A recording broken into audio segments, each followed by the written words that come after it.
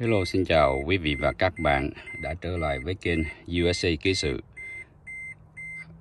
Hôm nay, video này mình xin được chia sẻ đến quý vị và các bạn cái triệu chứng của chiếc xe của cục starter, cục đề máy xe, với lại cái bình điện. Lúc mình đề máy ấy, thì nó không có nổ. Thì đây là một trong những triệu chứng là cái xe cái bình điện nó hết, bình điện nó yếu. Thì chiếc xe này mình thường mình ít đi lắm, mình đậu thời gian dài thì bình điện nó ren, nghĩa là nó hết từ từ. Thì hôm nay mình ra mình đề máy thì tiếng kêu nó không có nổ, là nó kêu vậy nè.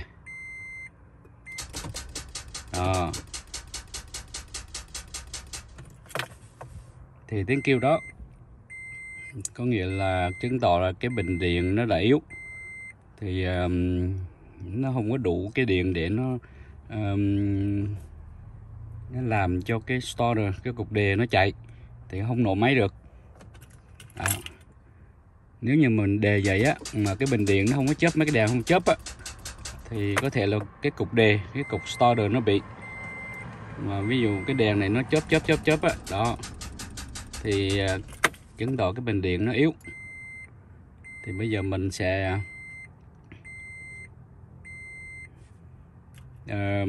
châm cái bình điện, mình câu cái bình điện, mình sạc, mình đề cái máy, quý vị và các bạn tham khảo nha. Trước lúc thì mình mở cái capo, mở cái hút lên.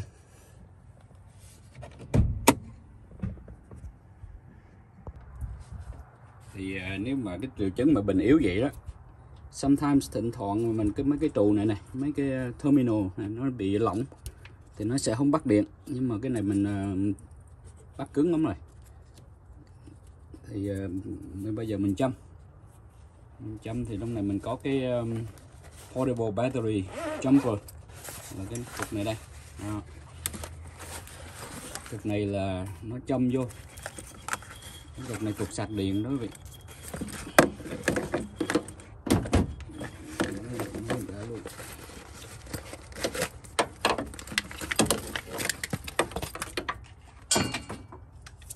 Thì cái nhiều loại nhiều kiểu khác nhau, nhưng với cái này cái này của mình đó, thì mình sẽ mở cái này ra, mình găm cái này vô đây, găm cái này vô đây,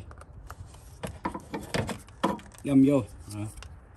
Thì bên này là bên negative, là bên âm, gắm màu đen vô. Còn bên này là bên dương, bên này positive. Thì mình kẹp vô đó, mình phải make sure là cái này nó kẹp cứng. Rồi cái này thì mình phải bấm cái nút này lên, thì nó sẽ cho mình biết là cái này còn bao nhiêu pin. Cái này là rất là tiện lợi quý vị. Cái này 4 cục, mình găm cho xong mình vô mình đề. Để vậy mình vô mình đề máy nha.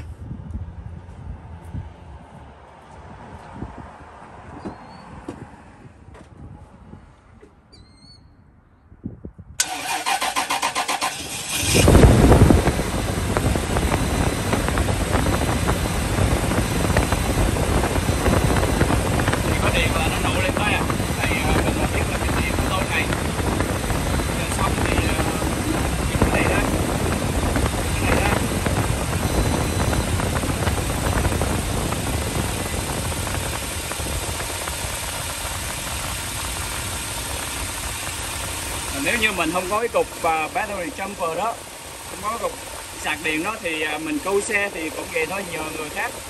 Có một chiếc xe, có một cái bình, mình sẽ găm cái có một cái dây jumper cable, cái dây câu đó, thì mình cũng găm giống như vậy thôi. Bên đỏ, bên đen, bên này, bên đỏ bên này, rồi cái dây bên kia, cái đầu bên kia là găm vô bình điện xe kia là phải nổ máy. Rồi xong rồi mình găm hai cái dây vô, mình nổ máy xe kia trước, rồi xong mình nổ máy xe mình. Đó, vậy thôi, đơn giản lắm quý vị. Đó là mình video này mình muốn chia sẻ với quý vị và các bạn triệu chứng của cái bình điện yếu và cách châm cái cấu bình cái bằng kết hoạt bình hay là gì đó, cấu bình cho xe nó nổ. Nếu như mà buổi sáng mà mình xe mình đầu lâu hoặc buổi sáng mà mình điện yếu thì mình đi ra thì mình sẽ nghe nó kêu tắt tắt tắt tắt tắt tắt tắt, mấy cái đèn trong cái xe thì nó chớp nó yếu xuống, chứng tỏ là cái điều chứng là cái bình điện nó yếu.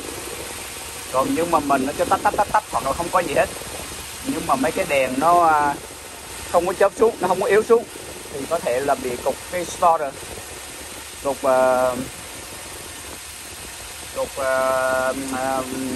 đề. Thôi video này mình đến đây mình xin chấm dứt.